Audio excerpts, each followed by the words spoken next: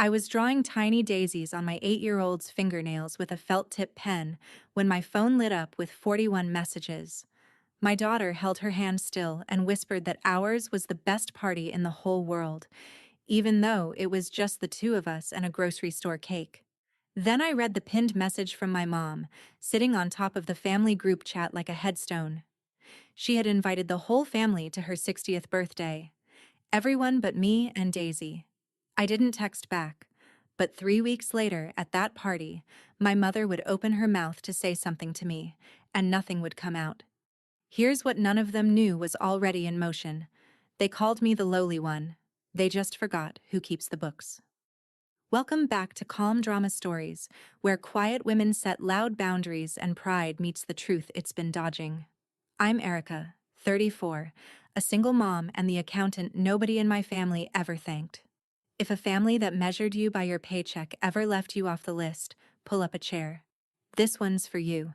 Drop a comment and be sure to subscribe. The message wasn't a slip. My mother, Lorraine Hale, had typed it out slow and proud, the way she did everything meant to wound. She wrote that she wanted her 60th to be surrounded only by the children who had made her proud. Then she named them.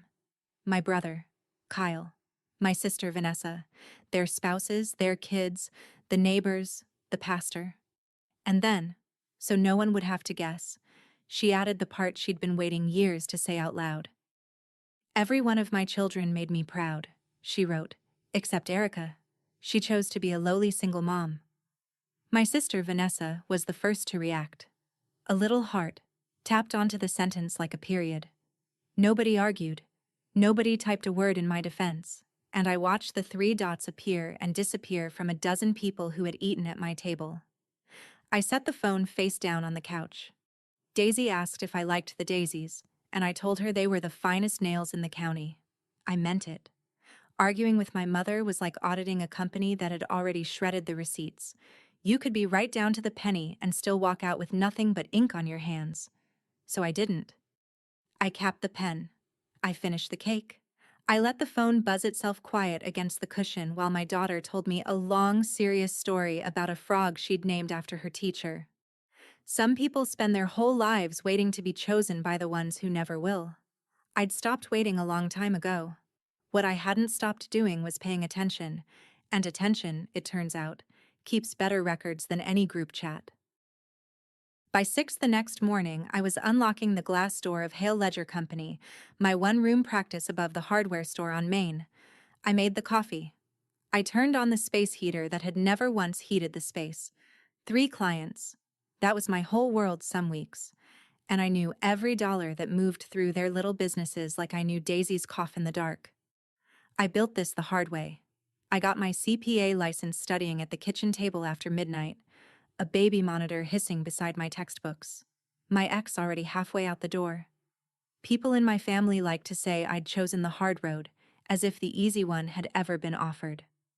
What they never mentioned was the spring 4 years back, when Vanessa's little medical billing side business nearly went under. She'd mixed personal and payroll accounts until the whole thing was a knot no one could untie. I untied it. I sat at her dining table for 2 weekends and pulled her out of a hole that would have swallowed her credit for a decade. She thanked me by never mentioning it again. That was the family arithmetic. My help disappeared the second it was given, and my failures got engraved. I didn't mind the quiet anymore. The quiet was where I did my best work. But that morning, wiping the fog off the window, I felt something I couldn't name yet. A small wrong number at the bottom of a column. Grant's name had started showing up in my mother's sentences. And in my experience, when a man who sells you dreams starts handling your mother's money, you don't wait to see the statement. Daisy waited until bath night to ask. She was pruny and warm and building a mountain out of bubbles when she looked up and said it plain. "Mom, why aren't we going to Grandma's party?" I could have lied. I could have said we were busy, that grown-ups have their reasons, that Grandma loved her very much. Instead, I knelt on the cold tile and told her the true but gentle version, the one that didn't make her carry my mother's cruelty in her small chest. I told her that sometimes people decide there's only room at the table for a certain kind of family, and that we didn't fit their picture. She thought about that the way she thinks about everything. Seriously, her chin tucked. Then she asked the question that would follow me all the way to the ballroom. Grandma, are we not real family? I wiped a curl of foam off her cheek.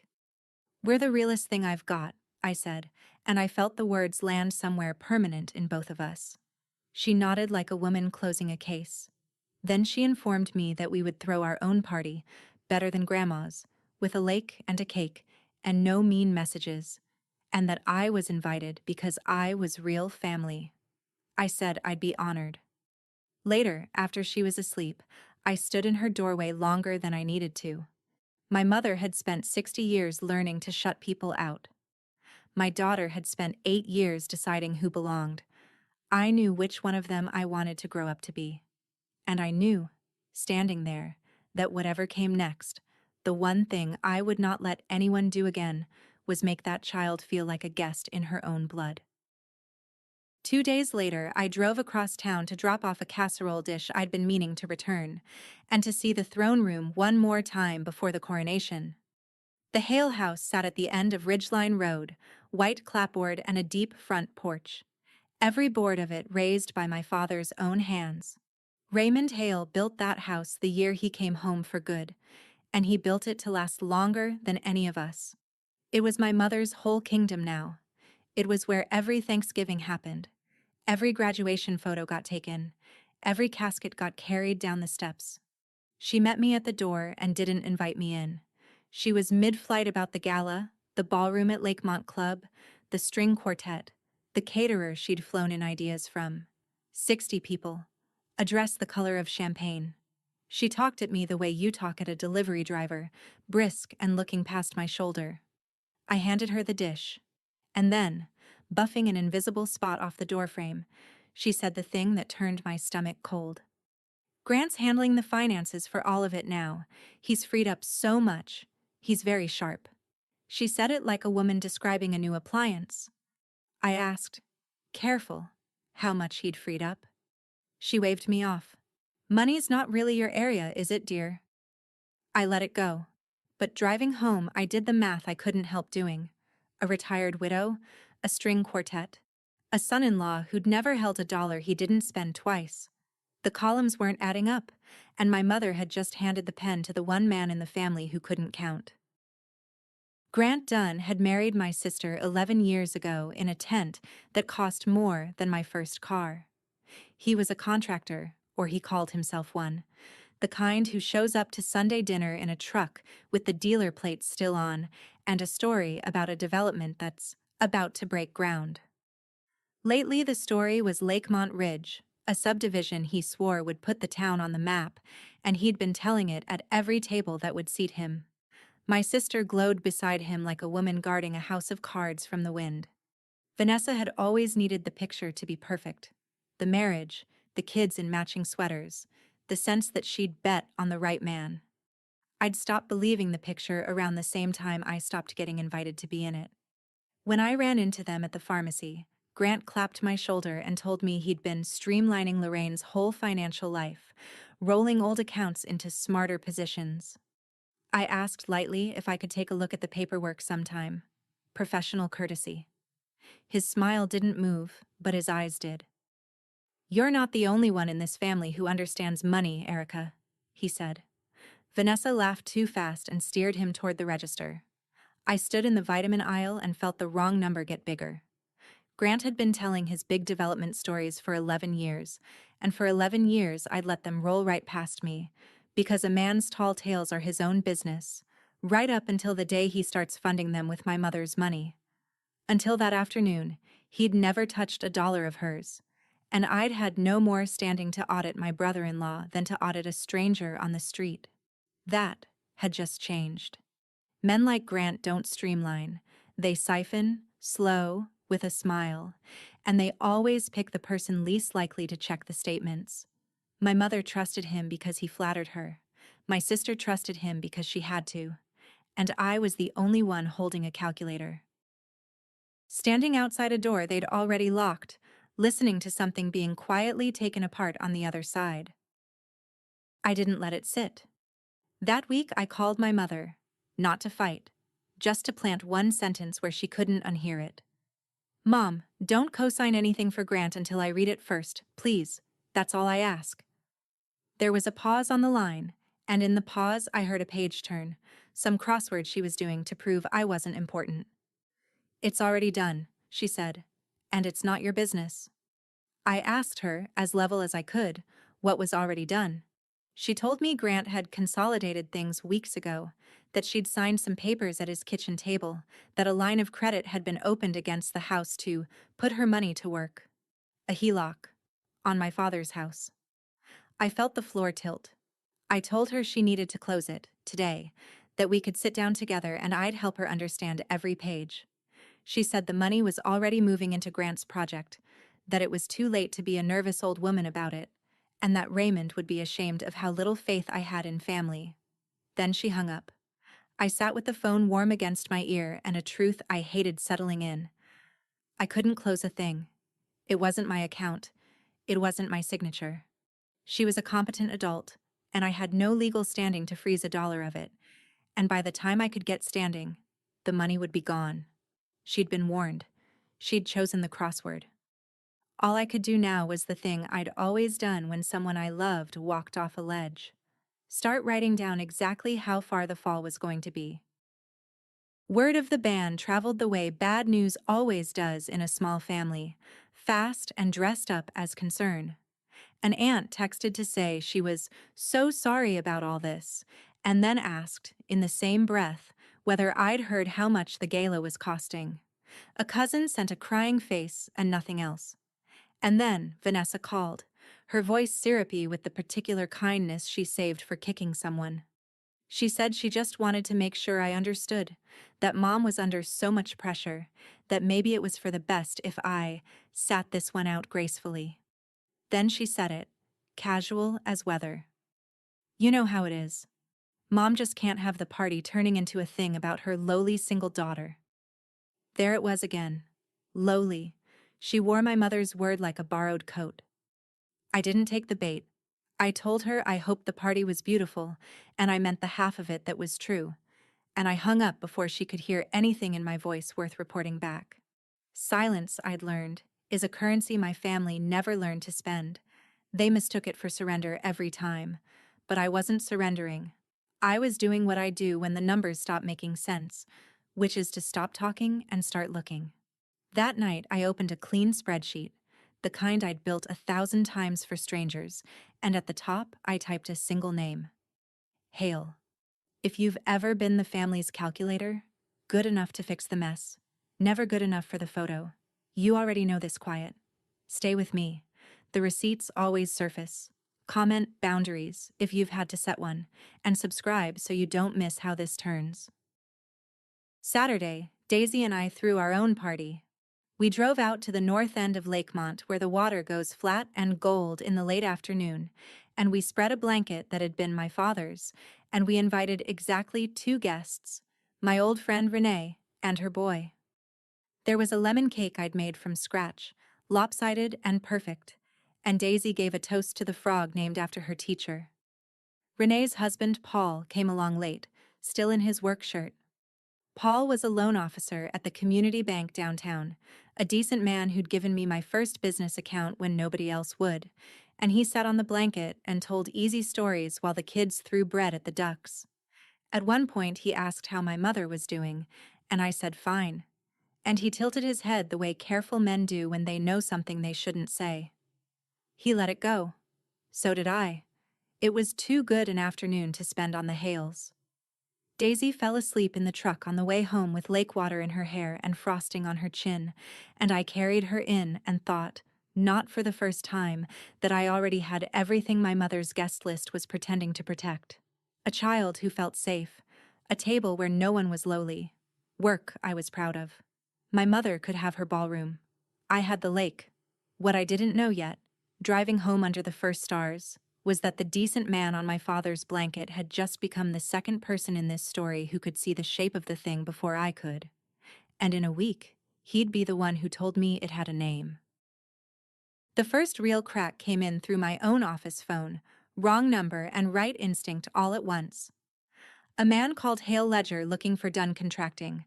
The numbers were one digit apart in the directory, and he was 3 unpaid invoices past patient.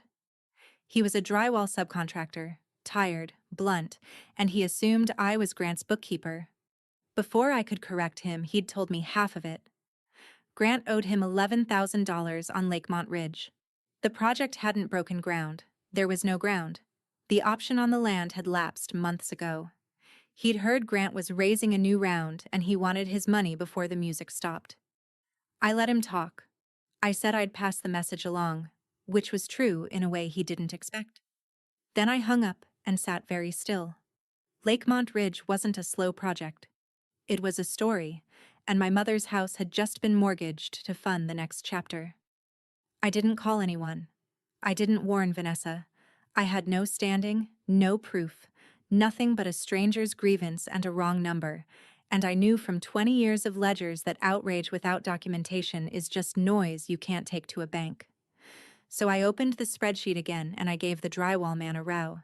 Date, amount, source. Then I started the slow, boring, unglamorous work that has undone more liars than any shouting match ever will. I pulled the county records. I looked up the land. And there, in black public ink, was the truth the whole family had been too dazzled to check. The parcel Grant swore he owned belonged to someone else entirely, and had for over a year. The number at the bottom of the column had a name now: fraud. Now that I was looking, the lie was everywhere, and it was tightening. Grant and Vanessa spent the next week reassuring the family that the investment was already returning, that the gala was proof of how well things were going. My mother poured more into it, another few thousand for flowers because a woman doesn't turn 60 twice, and because spending money is the loudest way to insist you still have it. Then came the invitation I actually got. Vanessa called to say Mom wanted me to come to a healing tea, just us women, to put the ugliness behind us before the party. I knew a healing tea when I smelled one. It wasn't an olive branch, it was a fishing line. They wanted to know what I knew, or they wanted to borrow against my good credit, and I wasn't sure which was worse. I went, because Daisy deserved a grandmother who at least tried, and because you learn more at a table than you ever do avoiding one. I sat with my hands around a cup that cost more than my monthly heating bill, and I said very little. My mother did most of the talking, and near the end, flustered by my silence, she let a number slip. "It's not as if we're hurting," she said. "The line's barely at 40 of the 80. $80,000. A HELOC of $80,000 against a paid-off house, half of it already gone into a subdivision that did not exist." I set my cup down without a sound. I thanked her for the tea. And I drove home doing the only kind of praying I know how to do, the kind that runs in columns, because I finally understood the size of the hole, and I understood that no one in that house could see the bottom of it but me. 2 days after the tea, my mother did something she hadn't done in a year. She texted to ask if she could see Daisy. Just Daisy, an hour. The park by the library. Every warning bell I owned went off, and I answered every one of them by saying yes with conditions. I would be there, on a bench, in view. Daisy could go if Daisy wanted to, and Daisy, who forgives faster than she should, wanted to. So I watched from 30 feet away while my mother pushed my daughter on a swing and, for the length of 1 hour, looked less like a matriarch and more like a woman I half remembered from before the throne. She laughed at something Daisy said. She fixed the collar of Daisy's coat with a tenderness she'd never once shown me. And when she walked Daisy back to my bench, she paused, and for a strange second she looked at my girl, small and bright and unbothered, and something moved behind her face. "She's not afraid of anything," my mother said, almost to herself. I was. At her age, I was afraid of everything. I asked her what she'd been afraid of. She opened her mouth. She closed it. "I was you once," she said, so quietly I almost missed it. And then she stood up straight and the throne came back into her spine and the moment was gone. She said she'd see me never, essentially, and walked to her car. I sat there holding Daisy's warm hand and turning that sentence over. "I was you once. I didn't know yet what it meant, but I filed it, the way I file everything, and I would understand it 3 weeks later in a room full of people, at the worst and truest possible time. She called in a favor before she'd give me a kind word, of course. My mother needed the storage unit cleared, my father's unit, the one she'd been paying on for 3 years without ever opening, and she wanted the space and didn't want to feel the loss. Would I do it? Of course I would. Some part of me had been waiting for permission to stand in a room that still smelled like him. Raymond Hale had kept his life in careful boxes, and clearing them was like reading a man's mind one carton at a time. His work boots, a coffee can of framing nails, the level he'd used to build the house on Ridgeline, its little bubble still dead center after all these years. I worked for hours, sorting keep from donate, and I let myself cry the plain, useful way you cry over a father who was decent and gone. Near the back, under a tarp, I found his old tackle box, and beneath that, a small steel lockbox I'd never seen. Gray, dented, with a strip of masking tape across the top. On the tape, in his blocky carpenter's hand, was my name, and nothing else. Erica. Not the family. Not Mom. Me. I sat down on an overturned crate with the box in my lap, and my heart going hard, because my father had hidden something in the one place my mother would never look, and labeled it for the one child she'd written off. I shook it, gently. Something shifted inside. Papers and a smaller, heavier thing. It was locked. And in the whole tackle box, in the whole unit, I could not find the key. I drove home with the box belted into the passenger seat like a person, and I did not sleep, because I knew my father. And my father never hid a thing that didn't matter. It took me 2 days to find the key, and I found it where he'd have known I'd look. Taped inside the lid of the tackle box, under the tray, in a spot only a person who'd fished beside him would think to feel. Raymond always said the important thing rides under the obvious thing. I held the little key and didn't open the box. Not yet. I was afraid of it the way you're afraid of a door you can't unopen.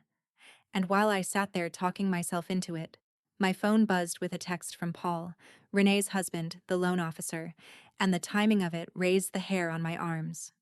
Erica, it read, not my business, and I'll deny I said it. But there's been unusual activity on your mother's property. Liens getting filed. If she's got an advisor, tell her to call a real lawyer this week, not next week. I read it 3 times. The 2 halves of my life, the family and the ledgers, the box on my table and the house on Ridgeline, had just reached for each other across the dark. Whatever my father had locked away, and whatever Grant had set loose, they were about to arrive at the same time. I texted Paul a single line of thanks and told no one else. Then I put the key in the lock. My hands, which do not shake over $1,000,000 audits, shook over a dented gray box in my own kitchen. Because I already knew, the way you know weather, that my father had seen this coming from inside his own grave, and that he had left me not a keepsake, but an instruction. I turned the key. The lock gave with a small final click, and I opened it. Inside the box were 2 things. A letter, folded once, my name across the front in his hand, and under it, a slim packet of legal papers held with a binder clip gone orange with rust. I read the letter first because he'd have wanted me to hear his voice before I read the law. Erica, it began, you were always the one who counted the cost when no one else would. Your brother spends, your sister pretends, your mother, God love her, believes that if a thing looks solid, it is solid, and one day that belief is going to cost her this house. When it does, don't argue with her. You can't win an argument with a woman defending her own pride. Just keep the book straight, and keep our girl safe, and let the truth do the arguing for you. I put the house where pride can't sell it. You'll know what to do because you always have. Love, Dad. I could barely see the papers through what was in my eyes, but I made myself read them, and when I did, the room went very quiet and very clear. My father had placed the house on Ridgeline into a trust, not left to my mother outright, as everyone assumed. Held in trust, with a clause he'd had a lawyer draw up the last year of his life, protecting it from being sold or seized to cover any single family member's debts, and naming a trustee to guard it for the next generation. For Daisy. My mother could live there as long as she drew breath. He'd written it plain. But the house itself was locked inside an irrevocable trust, and not one board of it could be sold or borrowed against without the written consent of the trustee he'd named. He'd set it up quiet in his last year, and told no one, leaving my copy in the box and only the bare deed on record. And the trustee, in his careful block letters, was me, not my mother. Which meant the $80,000 line someone had strapped to this house had been strapped there without a shred of real authority, because the one person on earth who could ever have pledged it had never signed a page. He'd known. Sitting in that hospital bed doing the arithmetic of his own family, my father had known that someday Pride would try to sell this house, and that I'd be the only one still reading the fine print. I held the letter to my chest and I heard Daisy's voice in my head, clear as the day she said it in the bath. Are we not real family? Yes, baby. We were the realest thing he had too, and he'd made sure of us before he went. I want to be honest about the next morning, because this is where a different woman might have driven to Ridgeline Road and set the letter down on the kitchen table, and finally won the argument. I didn't. My father had told me not to, and more than that, I knew it wouldn't work. You cannot hand a proud woman a piece of paper and expect gratitude. She'll only hear that you've been sharpening a knife. So I chose the other weapon, the slow one, the one they never see, because they don't believe I own it. I chose documents. I chose the truth. Built brick by boring brick until it could stand up in a room by itself, and needed no help from my temper. She chose to be a lowly single mom. Fine. I chose to keep this family's books straight while they kept up appearances, and now those two choices were going to meet. I started where I always start. I pulled the recorded deed and confirmed the trust was properly filed, valid. My father's careful hand reaching up out of the county archive to protect us. Then I mapped the HELOC, the liens Paul had warned me about, the timeline of the money, the shell of Lakemont Ridge. I built a folder, tabbed and dated, the kind I'd hand a judge without blushing. And near the bottom of the loan file, in the fine print of an authorization form, I found something that stopped me cold. A signature. My mother's name, on a document dated the 3rd of March, a trustee's certification the bank had demanded before it would lend against a property that public record showed was held in trust. The paper swore my mother had full authority to pledge the house. She had never held that authority in her life, and she'd never knowingly have signed a page claiming she did.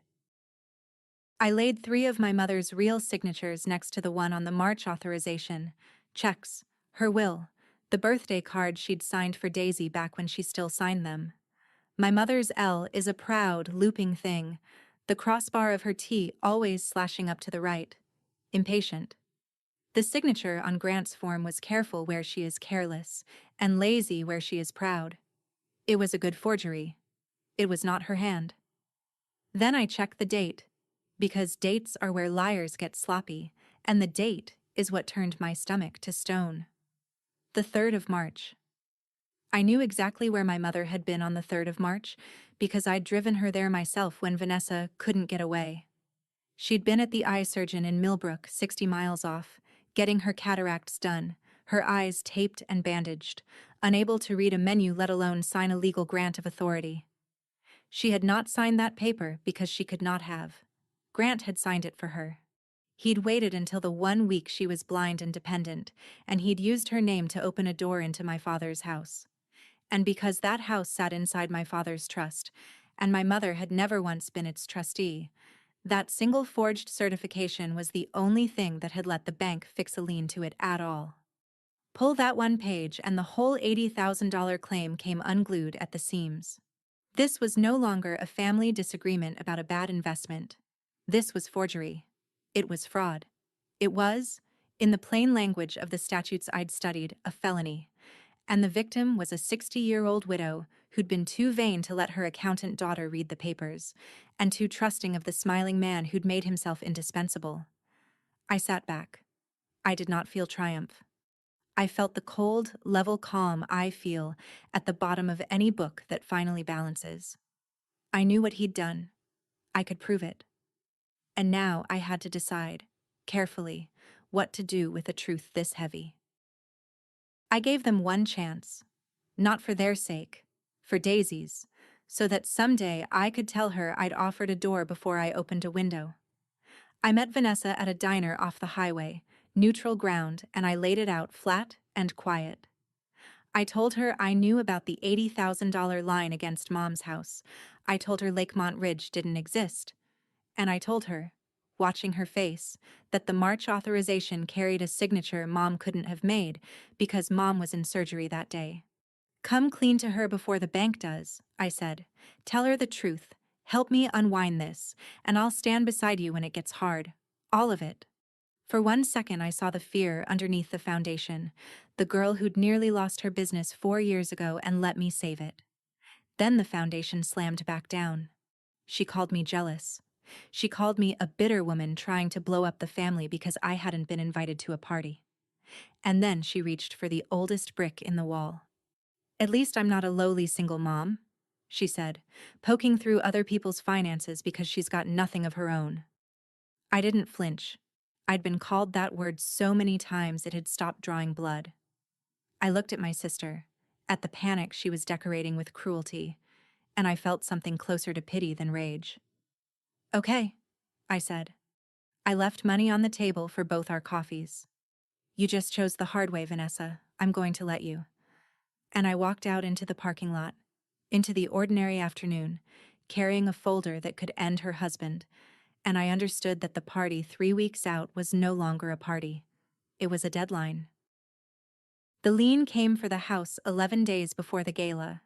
It came the way these things always come, not with a knock, but with an envelope, certified, official, a notice of default, and a warning that foreclosure proceedings could follow. Grant had stopped servicing the debt. The money was gone into the ground that wasn't there, and the bank wanted the collateral.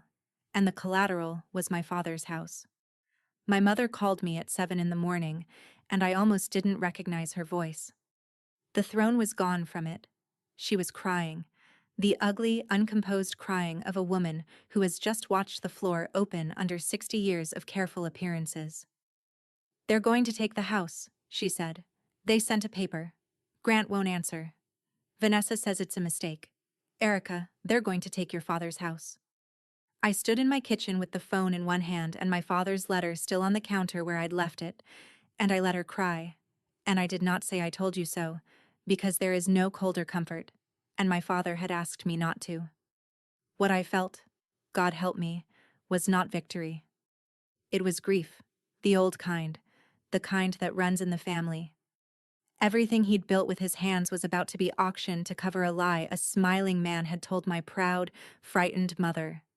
She kept saying my name into the phone, over and over, the daughter she'd banned from her birthday, now the only name she could think to call. What do I do? She whispered. Erica, tell me what to do. And after a lifetime of not being asked, I finally was. I closed my eyes. Don't sign anything else, I said. Don't talk to Grant, I'm coming. She came to my office that afternoon, which she had never once done in the 8 years I'd had it. She stood in the doorway of my one small room above the hardware store and looked at the space heater and the 3 client folders and the diploma I'd earned at a kitchen table, and I watched her see it, maybe for the first time, as something real. Then she sat down across from me and her pride broke open, and out of it came the thing I'd been waiting my whole life to understand. She told me about the years after Daisy's age, the years no one talked about, when Raymond was away and money was short, and she'd been, for a time, a single mother in a town that had no mercy for one. How her own sisters-in-law had looked at her, how they'd used that word, or its cousin, at a Christmas she never forgot. How she'd sworn, when Raymond finally came home and they finally rose, that no one would ever look at a Hale that way again. And then you, she said, not cruel now, just wrecked. You went and became the thing I clawed out of. Every time I looked at you, I saw that Christmas. I sat with that. It explained everything and excused nothing, and I let both of those be true at once. She wasn't a monster. She was a frightened woman who'd handed her pain to the wrong daughter and her money to the wrong man. But she still hadn't said she was sorry. She'd come for a rescue, not a reckoning, and I knew the difference. "I can save the house, Mom," I said. "I think I can, but not for your pride, for Dad, for Daisy. And there are going to be conditions." She looked up. "Anything," she said. She had no idea what she was agreeing to. I laid out my terms the way I'd lay out an engagement letter, plainly, because tenderness at that moment would have been a lie, and my mother had drowned in enough lies. Condition 1. Full access. Every account, every statement, every password, every paper she'd signed or thought she'd signed for the last 2 years. Condition 2. No more contact with Grant, not a call, not a text, nothing he could later twist. Condition 3. She would let me bring in the people I trusted, and she would do exactly what they and I told her, without improvising, without protecting anyone's feelings, including her own. And condition 4. The one that made her wince. The one that mattered most. "When this is over," I said, "however it ends, you will never again decide whether my daughter is real family. That word is retired. Are we clear?" She nodded. Small. That afternoon I made 2 calls. The first was to Paul, off the record, who told me how to freeze the bleeding and which department at the bank actually listens when fraud is on the table.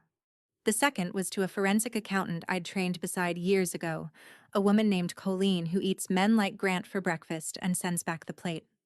By evening, I had the beginnings of a war room on my dining table, tabs and timelines and my father's trust papers anchoring the whole thing like a keel. My mother sat in the corner watching her lowly daughter work, and for once she said nothing, because for once there was nothing to say that could help, and she was finally, at 60, learning the value of being quiet in a room where someone competent is saving your life. The gala was 10 days out. I intended to save the house before it. I did not intend to save anyone's reputation. We built it in 9 days, Colleen and I, at my dining table after Daisy was asleep, the two of us tracing money the way you trace a crack back to the fault. It was all there once you knew to look. The 80,000 line against the house. The transfers into an LLC Grant controlled, dressed up as development costs, for land he'd never bought. The lapsed option on the parcel. The March authorization with the forged signature, cross-checked now against the eye surgeon's records, which Colleen knew how to request, and which put my mother in a Millbrook operating chair on the exact day her name appeared on a bank form 60 miles away. Motive, means, opportunity, and a paper trail a child could follow. We took it to the bank's fraud unit, and the tone of the room changed the moment Colleen said the word forgery and slid the surgical records across the table. A default is the bank's problem to collect. A forged instrument is the bank's problem to answer for, and suddenly the people who'd wanted to take the house wanted very much to understand how a fraudulent line had been opened under their own roof. Their own counsel sat in on the second meeting, read the recorded trust, and went a shade paler. A lien fixed to trust property on a forged trustee certification wasn't merely uncollectible, it was a mess the bank now owned, and he put the request in writing himself. By the end of that week, the legal department had issued a formal hold on the foreclosure pending investigation and referred the forgery to the district attorney's office. And somewhere in that same week, Colleen found the thing that made my stomach drop for the second time, because it meant this was bigger than us. Grant had run the same play on 2 other families in the next county, same fake subdivision, same smiling reassurances, same widows and second mortgages.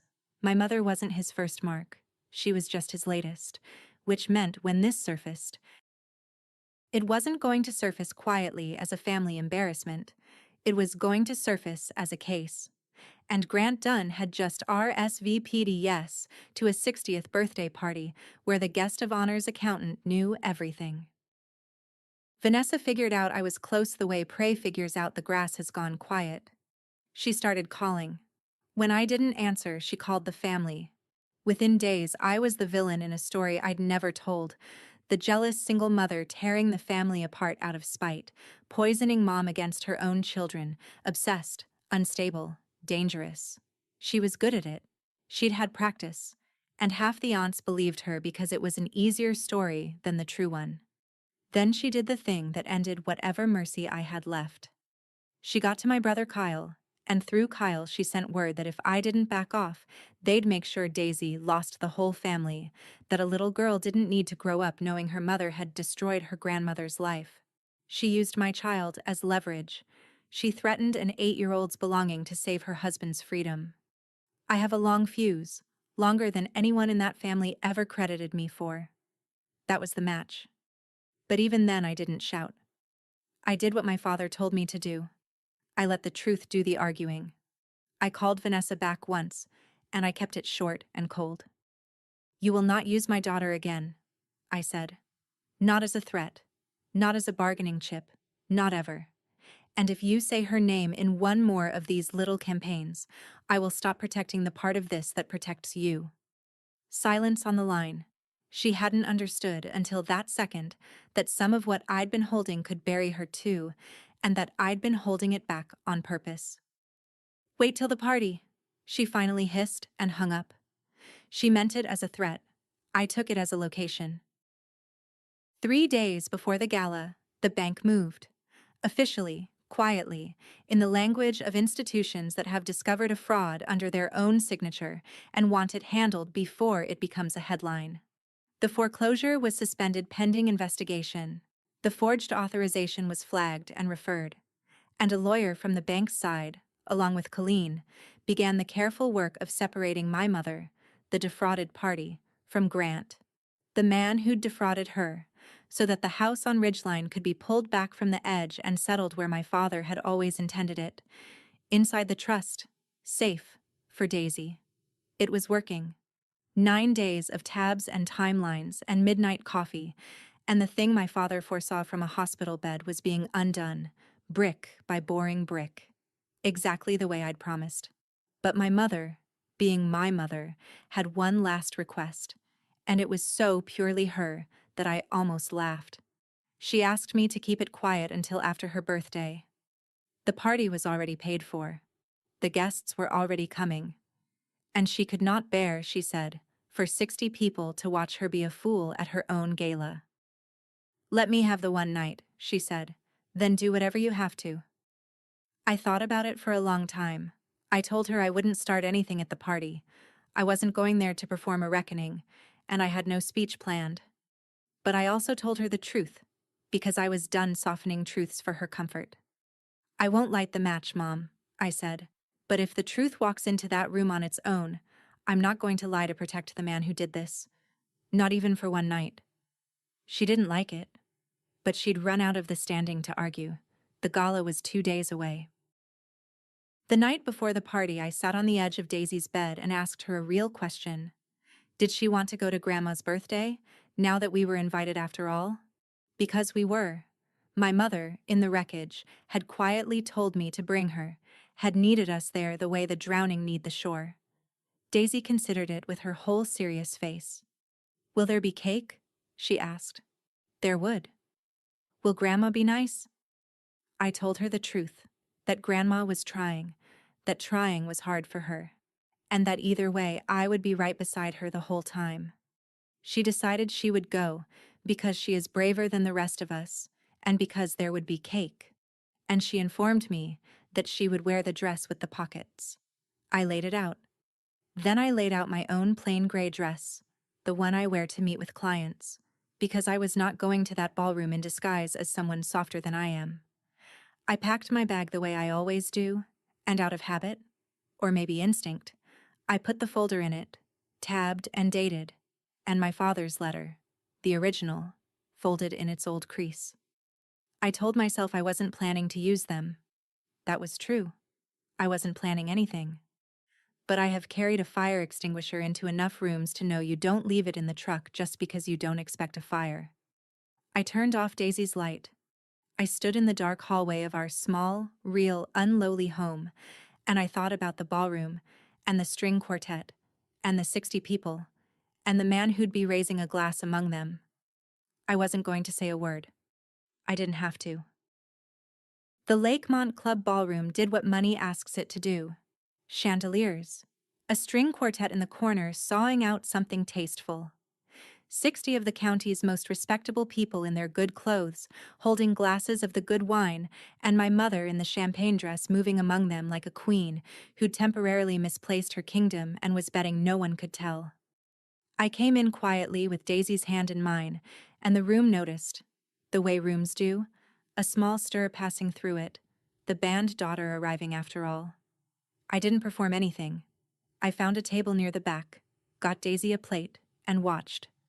Grant was in his element, moving table to table in a blazer that cost more than my rent, and I realized, cold, what he was actually doing. He wasn't just attending, he was working the room. I heard the words, Lakemont Ridge, float up from 3 different conversations. He was raising his next round, right here, among my mother's guests, using her 60th birthday as a pitch meeting, planning to walk out of that ballroom with checks from the same people toasting her health. The audacity of it was almost beautiful. He was going to defraud the guest list at the party the fraud had nearly paid for. And somewhere across the room, standing near the bar in a suit instead of his work shirt, was Paul, invited as a family friend, a loan officer who happened to know exactly what Grant's subdivision was worth. I felt the whole thing tilt toward a single point, the way a column tilts toward its total. I hadn't planned a reckoning. But I'd brought the extinguisher, and Grant Dunn was about to strike a match in a room I'd spent 9 days filling quietly with the truth. Grant tapped his glass with a fork, and the ballroom hushed, and he stepped up beside my mother with the microphone the club had set out for the birthday toasts. He toasted her first, smooth as ever, 60 glorious years, the heart of this family, and everyone raised their glasses, and I raised mine too, for her, because some of it was even true.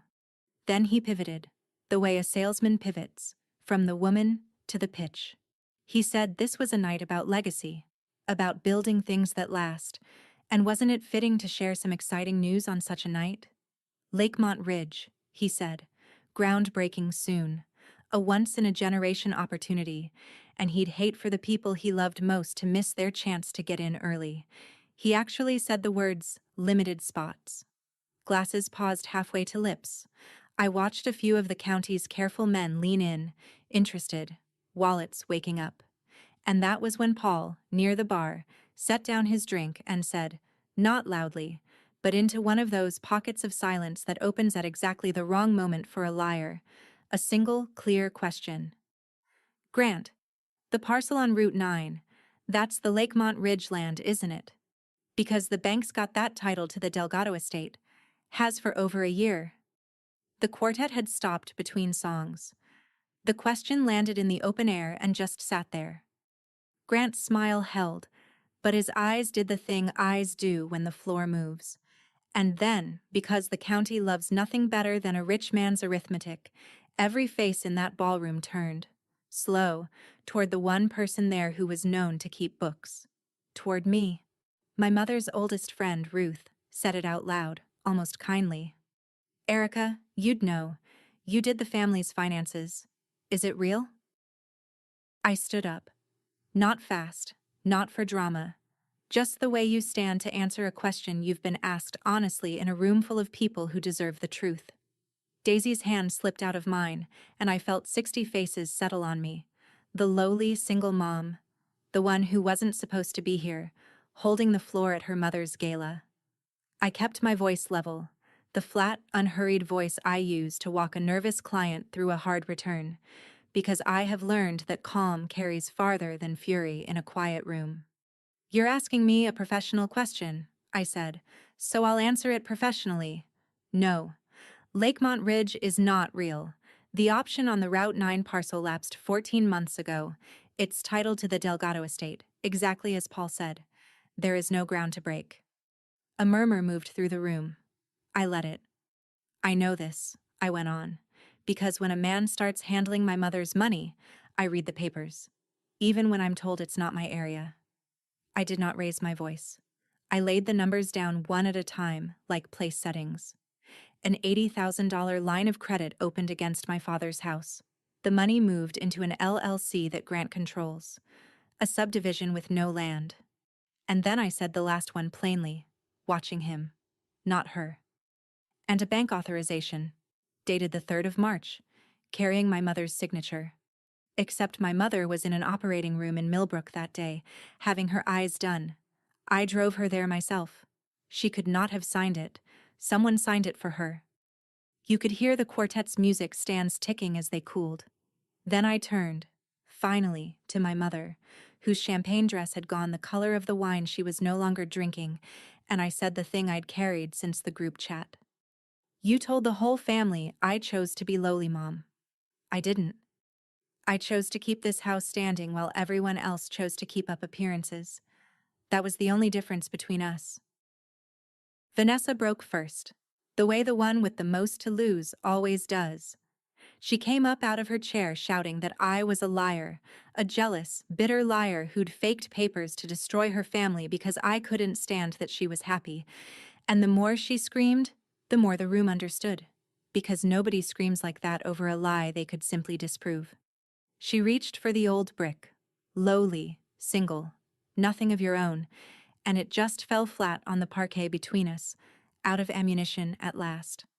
Grant went the other way, the way of a man who's watched a deal collapse and is already calculating the exits. He set the microphone down too carefully. He said something about a misunderstanding, about documentation he could produce. And he began edging toward the doors, and it was Paul, quietly, and one of the other men whose county Grant had also worked, who happened to be standing near enough to those doors to make leaving look like exactly what it was. The club manager had already slipped into the hallway with a phone pressed to his ear. Grant didn't run. Men like him never do, because running is a confession. So he stood in the middle of that ruined party, insisting it was all a misunderstanding, while Paul and the man from the next county, the one whose family Grant had bled the very same way, kept an easy shoulder between him and the exit and let him know, without ever raising a voice, that the district attorney would be in touch within the week. He would be, but that was for later, and later could wait. I said none of it. That was the whole point. The thing my father knew and Vanessa never will. I stood perfectly still in my plain gray dress and let them do it to themselves. The villain explodes. The truth just stands there. 60 people watched my sister come apart and my brother-in-law shrink, and not one of them was watching me, because I'd given them nothing to watch. Only numbers. Only the calm. And the calm is what they'd remember. Daisy had come to stand against my side, small and unafraid, taking it all in the way she takes in everything, and I put my hand on her shoulder, and I waited. Because there was one person in that room who hadn't spoken yet. One person the whole night had been building toward. My mother. And she was staring at me like she'd never seen me before in her life. My mother stepped toward me through the wreckage of her own party. Her mouth opened, and nothing came out. I watched her try.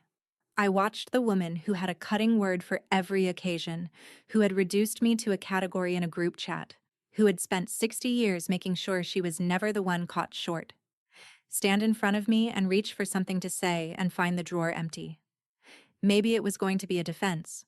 Maybe, for once, an apology. Maybe just my name. Whatever it was, it wouldn't come, because there was nothing left to stand on. Every appearance she'd defended for 6 decades had just been carried out the door with her son-in-law, and the only thing still standing in that ballroom was the house on Ridgeline and the daughter who'd saved it, the lowly one, the real one, the one she'd banned.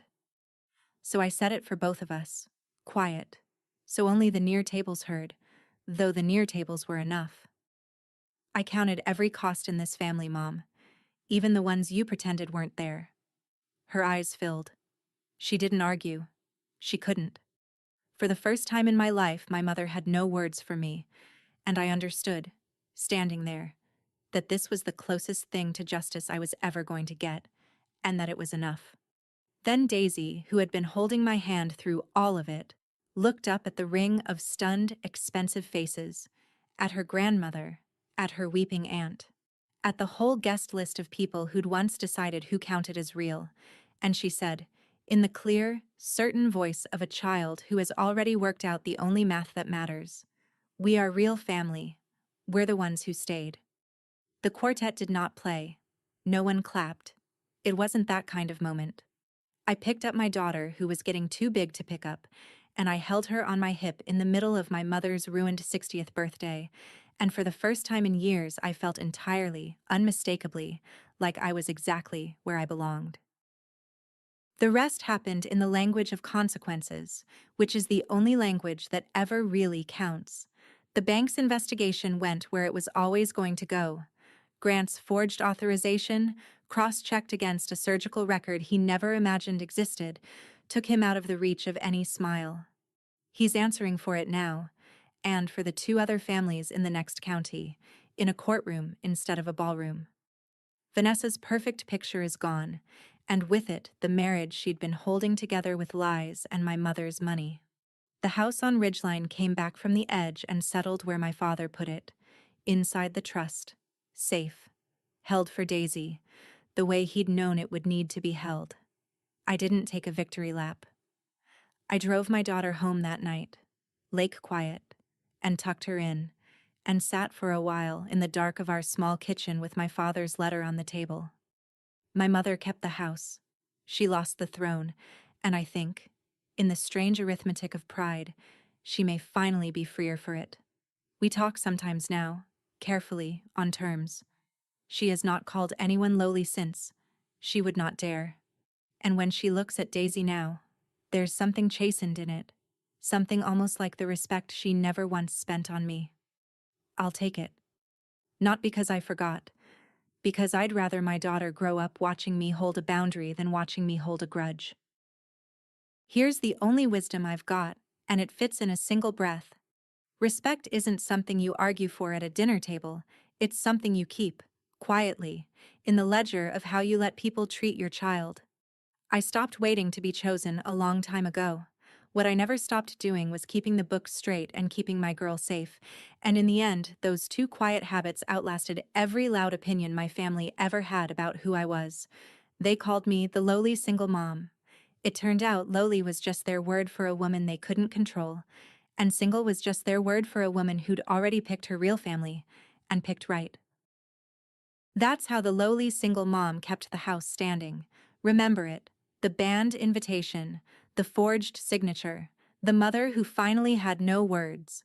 If someone ever measures your worth by your status, set the boundary, keep your receipts, and protect your kids first. Share this with the woman who needs to hear it tonight. Tell me in the comments where you drew your line, and subscribe to Calm Drama Stories, where the quiet ones always keep the better records.